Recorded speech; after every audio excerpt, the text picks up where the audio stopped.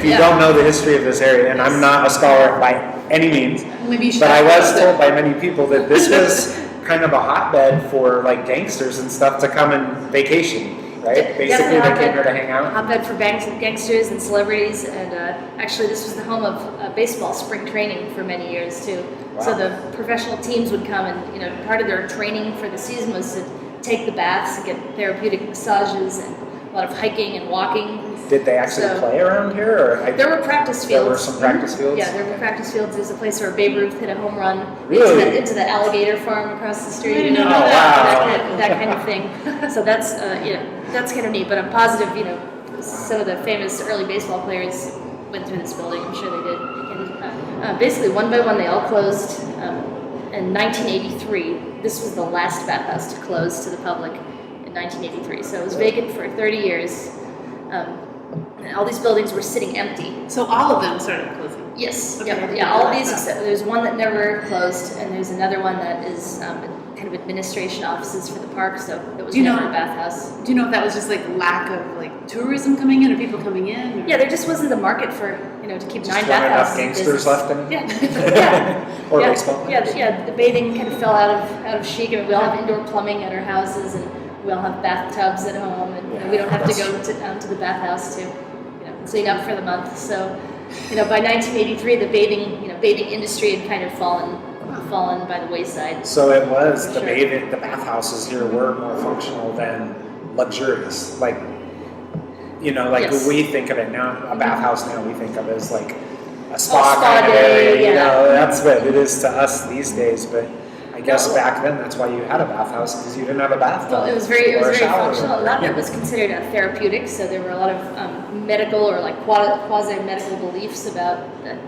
how bathing could heal you, or there were treatment plans where a doctor would prescribe a bath and a massage and a hike or that kind of thing. It was all kind of wrapped up in this medical therapy and a craft beer. You can't legally say it's therapeutic, but yes, I wouldn't make any FDA prohibited claims. Here's some therapy. There's no stickers on it. Exactly. Yeah. Promise you, it's worth it. So this poor building was vacant for 30 years until I got the key. However, they had these bathhouses, and they were trying to figure out how to, keep them up. When a building is vacant, it tends so to they deteriorate. didn't want to tear these beautiful buildings. Right, exactly. Because they are gorgeous buildings too. Yeah, they're very cool examples of architecture, neoclassical style commercial architecture, cool stuff. So in the early 2000s, National Park went to U.S. Congress and asked for an emergency funding package to stabilize the status of these bathhouses. So they stabilized the buildings and made them tenant ready, basically ready to lease. Made sure they weren't going to fall in. So go back to me emailing the park. Can I open a brewery and use your water? And they said, yeah, check out the Superior Bathhouse. That is the reason that happened, is because they had put together this whole historic leasing program here at Hot Springs National Park. And Hot Springs National Park is pioneers in the whole federal government as far as leasing historic properties.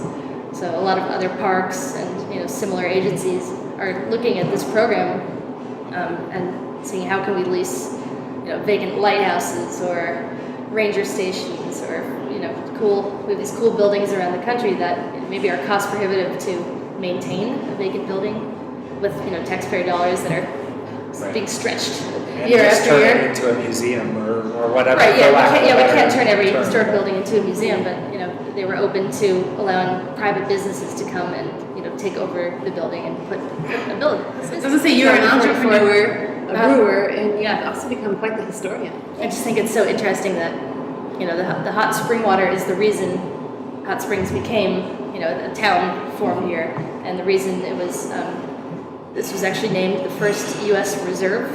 Andrew Jackson, he named Hot Springs a U.S. reserve before there was even a national park system. So in a way, it was kind of before Yellowstone. Yeah, I mean, Yellowstone was the first to be named a national park, but Hot Springs National Park was the first to be set aside by the federal government as a federal resource because of the spring water. Wow. Yeah, that's interesting. It's really nice That is history.